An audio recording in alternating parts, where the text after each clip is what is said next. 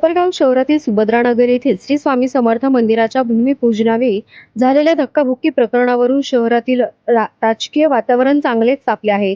या प्रकरणावरून यापूर्वी काळे गटाने पत्रकार परिषद घेत कोल्हे गटावर निशाणा साधला होता। त्याला प्रत्युत्तर देत आज कोल्हे गटाने पत्रकार परिषद घेत काळे गटाचे आरोप फेटाळून लावत जोरदार पलटवार केला।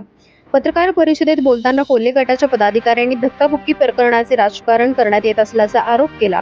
तसेच शहरातील 5 नंबर साठवण तलाव 93 किमी पाईपलाईनचे काम, निळवंडे पाणी योजना, निधी वळविणे, विकास कामांचे उद्घाटन आदी विविध मुद्द्यांवर सविस्तर भाष्य करत काळे गटावर निशाणा साधला। दरम्यान 5 नंबर साठवण तलावाबाबत बोलताना संबंधित काम पूर्ण झाले नसून त्या तलावातूनच शहराला पाणी पुरवठा होत नसल्याचेही या पत्रकार परिषदेत सांगण्यात आले। यावर उपस्थित पत्रकारांनी 5 नंबर तलावातील पाणी नेमकं कुठं जातं तसेच पारदर्शक कारभाराचा दावा केला जात असताना पत्रकारांना सर्वसाधारण सभेत येण्यास बंदी का घातली जाते, ही लोकशाहीची गळचेपी नाही का, असे अनेक सवाल पत्रकार बांधवांनी उपस्थित केले। मात्र सर्व प्रश्नांवर कोल्हे गटाकडून समाधानकारक उत्तरे न देता उडवाउडवीची भूमिका घेतल्याचे पाहावयास मिळाले। या पत्रकार परिषदेला कोल्हे गटाचे माजी नगराध्यक्ष, उपनगराध्यक्ष, माजी नगरसेवक, नगरसेविका, पदाधिकारी तसेच कार्यकर्ते मोठ्या संख्येने उपस्थित होते। दरम्यान आरोप प्रत्यारोपांमुळे कोपरगावातील काळे व कोल्हे गटातील राजकीय संघर्ष आणखी तीव्र होण्याची शक्यता व्यक्त केली जात आहे।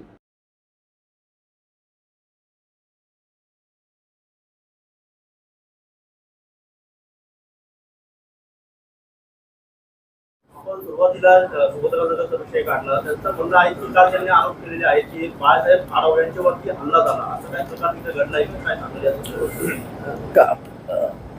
व्हिडिओमध्ये स्पष्ट दिसत आहे। मी ज्यावेळेस कुदळ निघून बाजूला आलो, बाळासाहेब आढावांनी जे काय त्यांना मागणी होती का बा ही जागा माझी आहे ते आहे, तिथं वाद घालण्याचा त्यांचा काही काम नव्हता। कुणीही काहीच नाही। बाळासाहेब शांत बसले, तर कुठून तरी त्यांना फोन आला। कुणाचा आला, आकाचा आला का कुणाचा आला हे माहीत नाही। त्यानंतर शांत असलेला माणूस, जे बाळासाहेब आढाव शांत वृत्तीचे होते, एवढे कस काय पेटले हेच समजलं नाही। मी तर गडबडून गेलो। बाळासाहेब आढाव सारखा संयमी माणूस आणि त्यांनी जागेची लोकांना जागा वाटलेला माणूस आज दिलेल्या जागेमध्ये का मागणी करतो हेच लक्षात आलं नाही।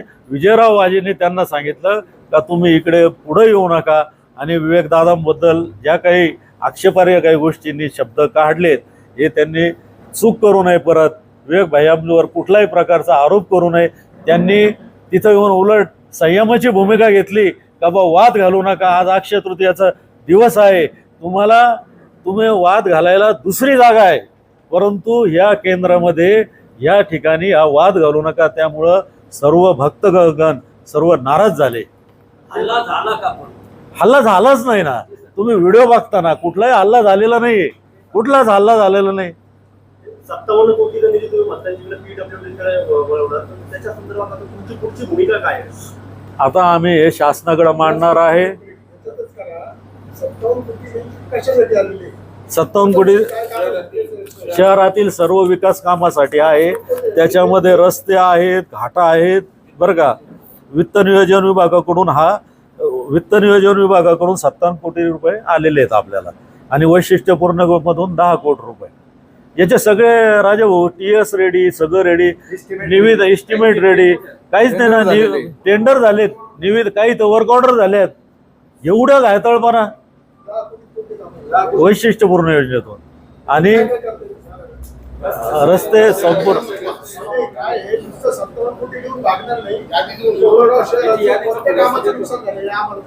त्याचे सगळे त्याच्यात खुलासा देतो तुम्हाला। 57 कोटीचे सभा मंडप आहे, दोन्ही घाट आहेत।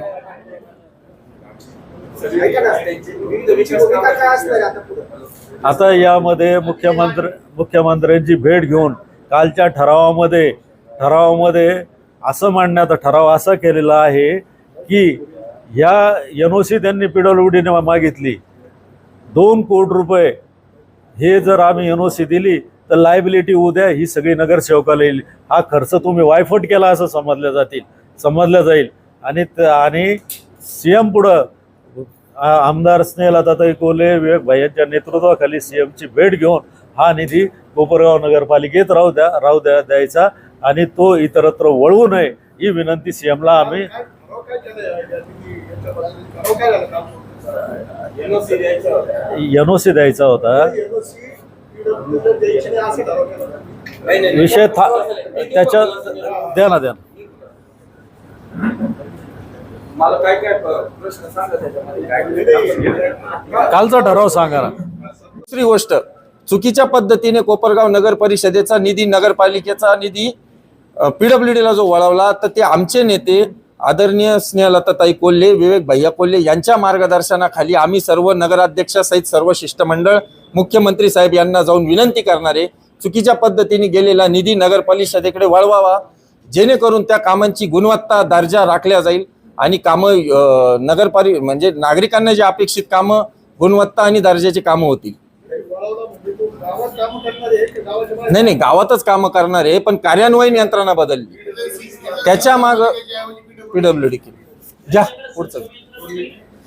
त्यांचं म्हणणं असं आहे की आम्ही जो निधी आणलेला आहे, आमदारांनी जो निधी आणलेला आहे त्याचं उद्घाटन तुम्ही काय करताय? तुम्ही निधी आणा आणि तुम्ही उद्घाटन करा. तर नगरपालिका नको. नाही नगर काय प्रश्न आहे तुमचा? याच्या त्यांचं म्हणणं अगोदर असं आहे की आमदारांनी निधी आणलेला आहे, त्या निधीचं उद्घाटन आमदारांनी करायला पाहिजे. यांची काय करताय? मग मला सांगा, जर बस स्टँडचा निधी आमदार सौ स्नेहलताताई कोल्हेंनी आणला होता, पोलीस स्टेशनच्या क्वार्टरचा निधी आमदार ताईंनी आणला होता, गोकुळ नगरीच्या पुलाचं काम आमदार स्नेहलताताई कोल्हेंनी केलं होतं, नगरपालिकेचा निधी ऑफिस बिल्डिंगचा जर आमदार स्नेहलताताई कोल्हेंनी आणला होता, मग आशुतोष काळे साहेबांनी उद्घाटन केले, तर आम्ही तेव्हा आक्षेप घेतला नाही ना. ही एक सायमल्टेनियस प्रोसेस आहे. निधी हा राज्य शासनाचा आहे, राज्य शासनामार्फत निधी आला. आज सर्वस्वी कोपरगाव नगर परिषदेचे किंवा प्रथम नागरिक म्हणून नगराध्यक्षांचा तो सर्वस्वी अधिकार आहे. बाय प्रोटोकॉल नगराध्यक्ष या प्रत्येक कामाचं उद्घाटन करू शकतात. त्यांच्या अखत्यारीतले हे सगळे विषय त्यांनी उद्घाटन केलं तर तुम्ही गैर मानून घेता काय? आता तुम्ही काय उपस्थित केला की 121 कोटी योजना आहे महात्मा बंधाऱ्या संदर्भात, त्याचं काम अपूर्ण आहे ते तुम्ही सांगताय, परंतु जे या योजनेतून जे टाक्यामधून होत आहे त्याच्या उद्घाटनाला आपण सुद्धा आपल्याकडे लोक सुद्धा तिथे उपस्थित असतात, त्यांच्या हाताने येत असत नाही. तुम्ही एक लक्षात घ्या, त्या ज्या योजना आहे त्या किती कार्यान्वित झालेल्या आहे. मुद्दा तोच आहे पत्रकार साहेब. आम्ही तुम्हाला काय सांगतो, आम्ही काही म्हणण्यापेक्षा तुम्ही त्या ठिकाणी चला. जर पूर्ण योजना झाली तर शहराला त्या पद्धतीत पाणी यायला पाहिजे. 130 कोटीचे आतापर्यंत जे काही देयके होते ते देऊन झाले. मुद्दा हा आहे, लक्षात घ्या. आता तुमचं म्हणणं आहे की गेले 4 महिने झाले नगराध्यक्ष साहेब काही काम करत नाही, पण तुम्हाला हे लक्षात आलं का, मागील 4 वर्ष प्रशासक होतं. विरोधक म्हणतात, हे विरोधक म्हणतात, बरोबर. आमचं म्हणणं काय, लक्षात घ्या, 4 वर्ष प्रशासक होतं. प्रशासकीय आणि नगराध्यक्ष साहेबांनी पूर्ण माहिती घेऊन कामाला सुरुवात केलेली. असं काही नाहीये कामं सुरुवात झाले नाही हे तुम्हाला माहिती आहे. आमचं म्हणणं काय आहे, ते जर 130 कोटी रुपयाची योजना पूर्ण त्याचे जे पेमेंट दिले गेलेले, तर शहराला आतापर्यंत त्याचा किती फायदा झालेला आहे त्याचा पाठपुरावा माननीय नगराध्यक्ष साहेब, उपनगराध्यक्ष साहेब, आम्ही सर्व नगरसेवक करतोच आहे. परंतु असं म्हणणं चुकीचं आहे की नगराध्यक्ष फक्त सत्कार घेण्यामध्ये व्यस्त आहे.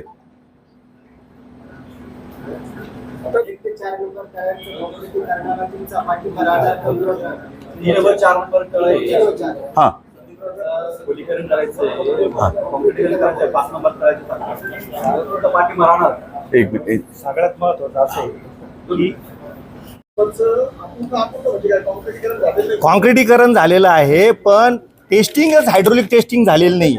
हायड्रोलिक टेस्टिंग झाली नाहीये. त्याच्यात साठणारा गाळ काही दिवसांनी साफसफाई करण्यासाठी जो गाळ काढण्याची एक प्रोसिजर असते त्याची तरतूद केलेली नाही. पाईपलाईन पूर्ण झालेली नाही. फक्त 92 किलोमीटर कागदावरच तिथे, पण ती पूर्ण झालेली नाही. तरी असं असताना त्या ठेकेदाराला जाब विचारण्याच्या ऐवजी त्याचं पूर्ण बिल अदा करण्यात आलेलं आहे. हो हो. 3 आणि 4 नंबरचं ते निधीपत्र दिलं आठवणीला, खोलीकरण करा, कॉम्प्युटरीकरण, ते कुठून करणार आहे? मग तेच आमचं म्हणणं आहे की जर तरतूदच नाहीये, तरतूद नाही, फक्त जनतेला एक दाखवायचं की मी काहीतरी काम करतो आहे म्हणून. हा हा हा, आता हे जे पत्र आहे ना ते आमदार साहेबांनी दिलेलं आहे, त्यामुळे याचे उत्तर तेच देऊ शकतील. तुम्ही म्हटले किती की पत्रक? pipeline अपुरी आहे. हा. तर त्या दिवशी नगराध्यक्ष साहेब म्हटले की आम्ही त्याचा शोध घेऊ. त्यासाठी तुम्ही काही प्रोसिजर सुरू केली आहे. हो, केलेली आहे. आपण नगरपालिकेच्या माध्यमातून ते एजन्सीला बोलवतो आहोत व आपले पाणीपुरवठा सभापती वैशालीताई वाजे यांच्या समक्ष व नगराध्यक्ष आम्ही मिटिंग घेऊन त्यांच्याकडून ते पूर्ण मॅप प्रमाणे काम झालं आहे की नाही ते आम्ही शोधणार आहोत. 5 नंबर तळ्याचं काम सुरू झालं नाही मात्र तर प्रत्यक्षात कोपरगावला 5 नंबर तळ्यातून पुरवठा होतोय का? नाही होते. 5 नंबर तळ्यातून होत नाही. आता सगळा पुरवठा 1 ते 4 नंबर तळ्यातून होतो. ही यंत्रणा पाणी पुरवठ्याची बघा, आता 5 दिवसाआड पाणी मिळतं ते कशा मार्फत सांगतं, कसं नाही. ह्या पूर्ण 1 ते 4 नंबर तळ्यामार्फतच मिळतं आणि 5 नंबर तळ्यातलं पाणी आजही आपण ते वापरात घेत नाही. 5 नंबर तळं वापरलंच नाही. घेतोय का? हा, 4 नंबर आपण फक्त काय माहिती का, अहो तळ भरलं. हा, 5 नंबरचं ऐका, 5 नंबरचं तळ्याचं पाणी 4 नंबरमध्ये लिफ्ट करावं लागतं. ती योजना पूर्ण झालेली नाही. ते लिफ्ट करण्यासाठी सुद्धा नगरपालिकेला हा पाणी येतं, पण ते लिफ्ट करून घ्यावं लागतं आपल्याला. हो, डायरेक्ट नाही. असं ते काय 1.5 लाख मिळते काय ते आले तुमचे सहकारी, तेव्हा आम्हाला माहीतच नाही हा फंड गेला म्हणून. आणि ह्या गोष्टी सर्वात मोठ्या म्हणजे याचा मोठा क्लेश होतो, संताप होतो. आणि नेहमी नेहमी म्हणतात ना, गुंड मावाली, सगळ्यात महत्वाचं नेत्याप्रती आस्था असणारे लोक आहेत, नेत्याप्रती प्रेम असणारे लोक आहे. आमच्याकडे एक भावना आहे, भावनाने आमच्याकडे एक आत्मविश्वास आहे. प्रत्यक्षात धक्काबुक्की झाली का? धक्काबुक्की नाही. यामध्ये बघा सावरा सावरी करत, तुम्ही बघा विज्युअल बघा कोणी स्टंट घेत. अहो धक्काबुक्की नाहीये, सावरा सावरी झालेली आहे. सावरा सावरी होत असताना त्यांनी आमच्या नेत्यांपासून ज्याची पात्रता, ज्यांनी बाहेर नेत्यांपर्यंत जात असेल तर त्यांनी बाजूला केलं, फक्त मागं सारलं फक्त. याच्या पलीकडे काय झालेलं नाही. सगळा विषय तो सगळा मांडलेला खोटा घेते. म्हणजे काहीतरी टेंडर मिळतं, काहीतरी पैसे काहीतरी मिळतं, वा मिळतं, बाकी काही नाही. त्यांची जिल्ह्याही खूप झाली हे भांडण करून. बस याच्यापेक्षा काही केलेलं नाही त्यांनी. स्वतः उठून राहिले. आम्ही याच्यात आम्ही रोज पाणी द्यायचा प्रयत्न नाही, पाणी देणार, रोज पाणी देणार, ह्यो शब्द येतो. 5 नंबर तळे काय घेऊन बसले, त्याच्यात किती घोटाळा झालाय, बापरे बाप. आता हे काही माहित नाही होय, हे काही जनतेला माहित नाही का?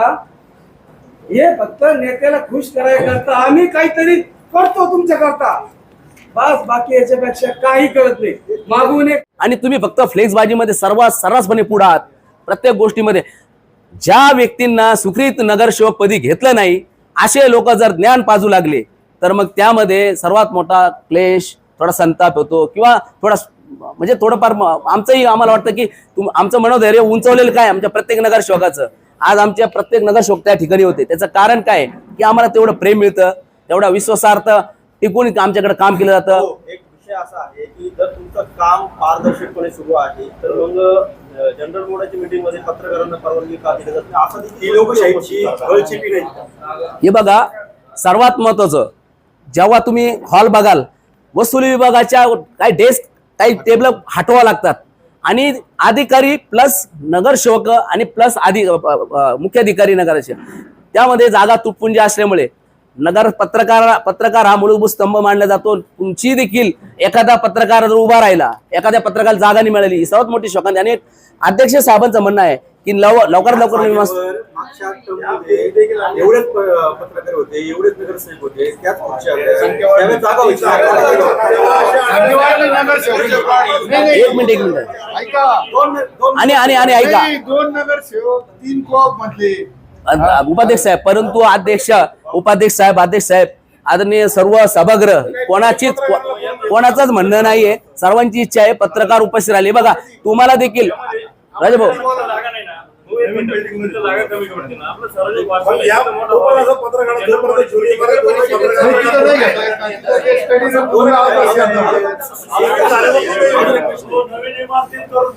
नवीन इमारतीत तुमचं स्वागत करू आम्ही सर्व पत्रकार. एवढ्या 6 महिन्यात आमची पण इच्छा आहे ही पारदर्शकता बघण्याकरता तुम्ही तिथं असायला हवे.